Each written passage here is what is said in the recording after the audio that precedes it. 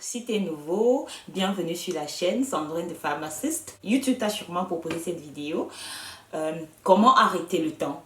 Comment vieillir avec grâce? Personnellement, je n'aime pas le terme anti-aging parce que anti-aging voudrait dire que on est né, il n'y a pas de situation intermédiaire.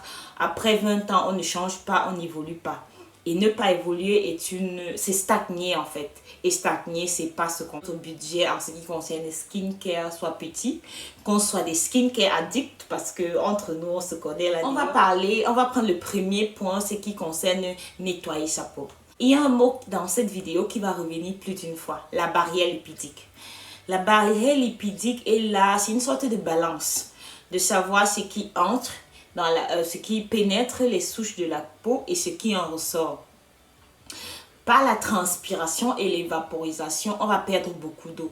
Donc c'est pour ça qu'il est très important en nettoyant notre visage d'utiliser des nettoyants assez doux et savoir quel type de peau on a. Utiliser un nettoyant adapté à des types de peau. J'ai quelques exemples là, mais je voudrais d'abord parler des méthodes et ensuite on pourra parler des produits à proposer parce que ces gens-là, ils ne me payent pas pour faire la pub, donc c'est gratuit.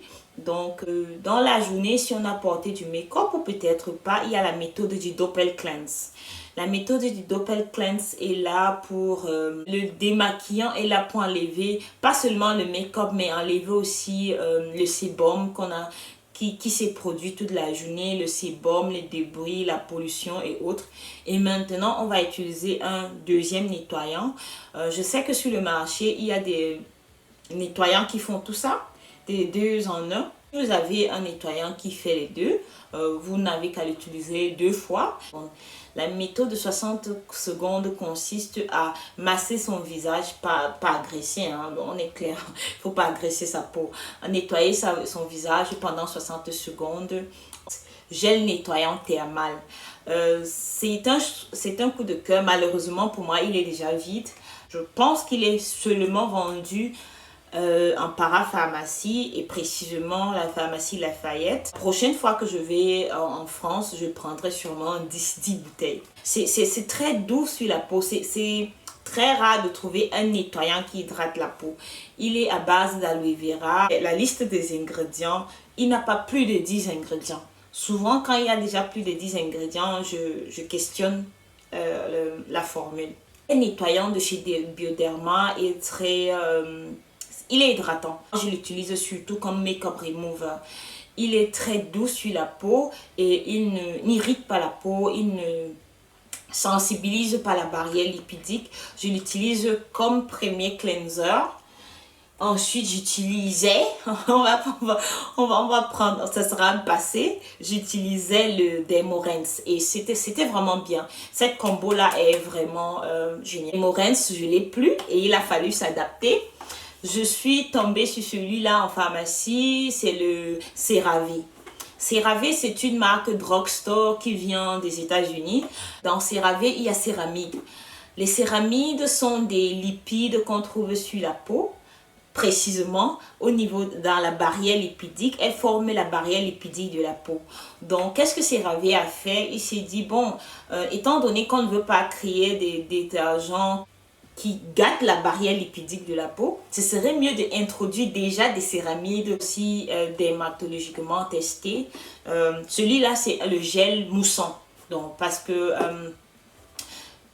je vais me contredire sur les gels moussants parce que les gels moussants cette mousse abondante qu'on aimait quand on était jeune, c'est pas vraiment l'idéal pour la peau. Il faut trouver la formulation qui est assez douce. J'ai utilisé le Toleriane Dermo nettoyant de La Roche-Posay. La Roche-Posay, en fait, le concept, quand j'essaie d'appréhender leurs produits, la Roche-Posay est surtout là pour des peaux sensibles. Pour des gens qui ont des allergies, des peaux sensibilisées, des gens qui ont l'eczéma, tous les problèmes de peau où la barrière lipidique est compromise, la Roche-Posay sera pour moi le premier choix. Vous allez retrouver majoritairement dans les produits que je propose, ce sont des formulations assez douces, des formulations assez sobres, qui ne contiennent pas plus de 10 produits pour la plupart. Donc, ça vaut le coup d'essayer. Deuxième thématique, hydrater sa peau. La peau, par la transpiration et par l'évaporisation, on perd de l'eau. On perd forcément de l'eau. C'est pour ça qu'il ne faut pas compromettre notre barrière lipidique. Et il faut aussi beaucoup s'hydrater. S'hydrater de l'extérieur. S'hydrater de l'intérieur est un autre point. La production de collagène baisse. Et pour cela, notre peau ne retient plus d'eau comme avant. Plus de 25 ans, de commencer à l'aider, c'est-à-dire à l'hydrater pour qu'elle reste encore plus pulpeuse. Estée Lauder Advanced Night Repair. Le Advanced Night Repair est pour moi le produit des grands-mères, en fait, parce que c'est une formulation qui est là depuis sur le marché. Elle a fait ses preuves.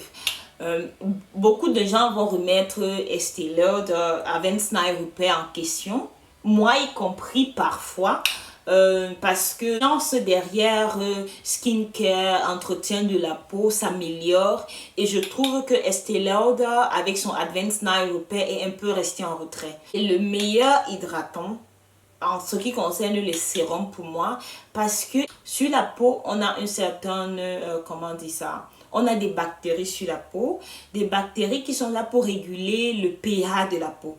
Et quand le pH de la peau est régulé, on a moins de problèmes avec notre peau. Et celui-là contient des bonnes bactéries, on va dire. Celui-là contient des bonnes bactéries. Il contient l'acide hyaluronique.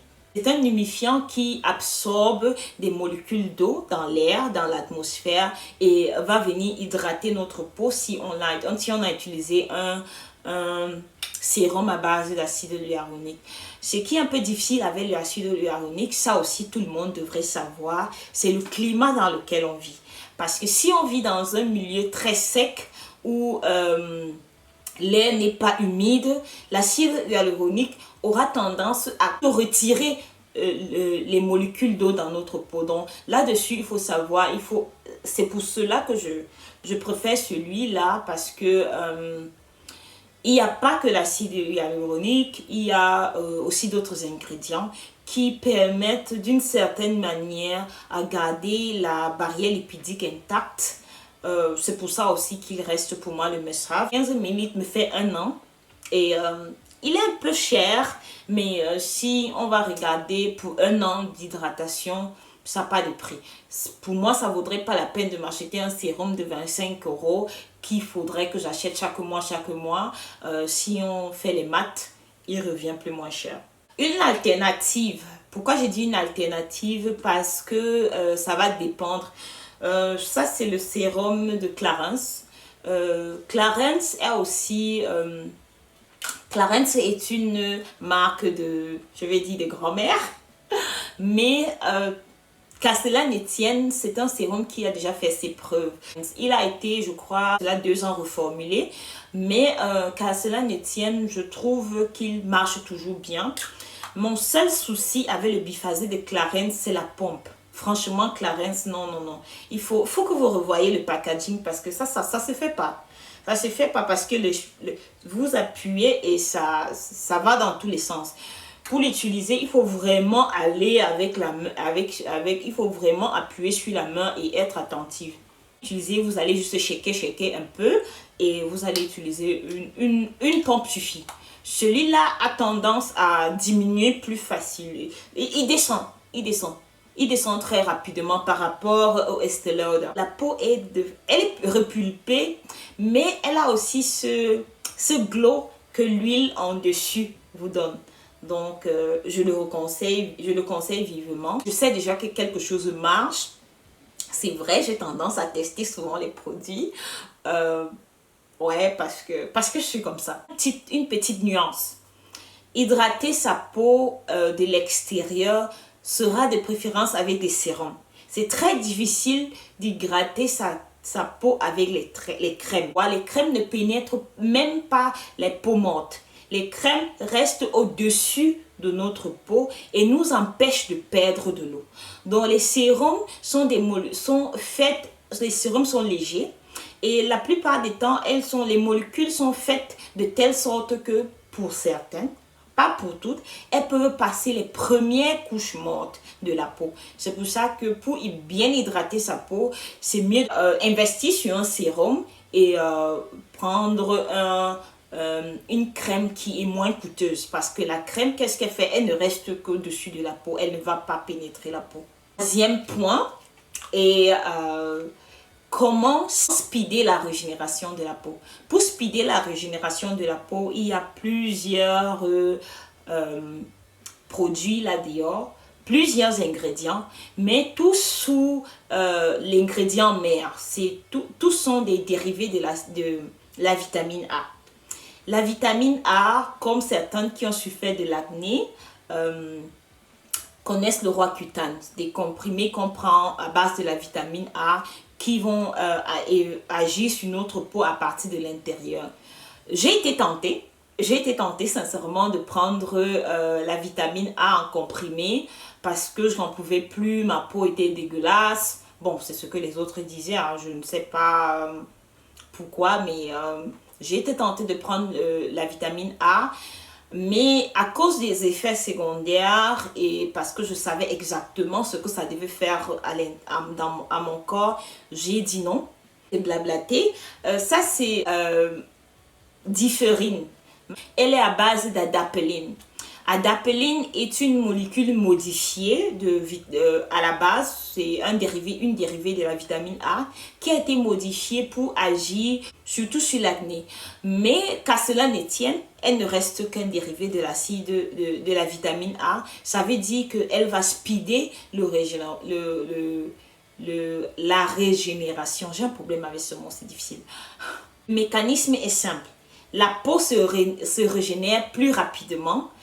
La peau, quand on est dans la dizaine jusqu'à 28 ans, elle se régénère en tout de 21 à 27 jours. À partir de 30 ans, on se retrouve dans les 35 jours. Donc, il faut voir, et jusqu'à parfois, la régénération de la peau, parfois peut prendre, plus on prend de l'âge, elle va jusqu'à 40 jours. Avec des produits à base de vitamine A, la peau se renouvelle un peu plus rapidement. Donc, on quitte, moi je suis dans ma trentaine, on quitte de 30 jours de renouvellement, on se retrouve à 20. Donc, on retrouve un peu cette peau juvénile, entre guillemets. Donc, c'est un produit que j'ai toujours. Là, actuellement, il est fini parce que je suis en train de tester un autre. Je vais en parler tout à l'heure. En Europe, cette crème-là est sous ordonnance, malheureusement. Votre dermatologue, c'est pas vraiment un big deal. Il va vous prescrire ça et utilisez avec modération si certains d'entre vous, ou bien certains d'entre vous, décident d'utiliser cette crème-là. Ce serait bien d'aller doucement. Toute crème à base de rétinol, commencez par 2 fois la semaine. Et puis graduellement, 2 fois la semaine, vous utilisez deux fois la semaine. Vous passez de 2 fois la semaine à 3 fois la semaine. Et vous allez graduellement. Parce qu'il ne faut pas brusquer la peau. Toujours dans le souci de garder sa barrière lipidique intacte. On veut vieillir avec grâce, mais on ne veut pas détruire notre peau. Le second produit, toujours dans le umbrella de la vitamine A, c'est communément appelé le rétinol. Qu'est-ce que le rétinol? Le rétinol n'est rien d'autre qu'un alcool.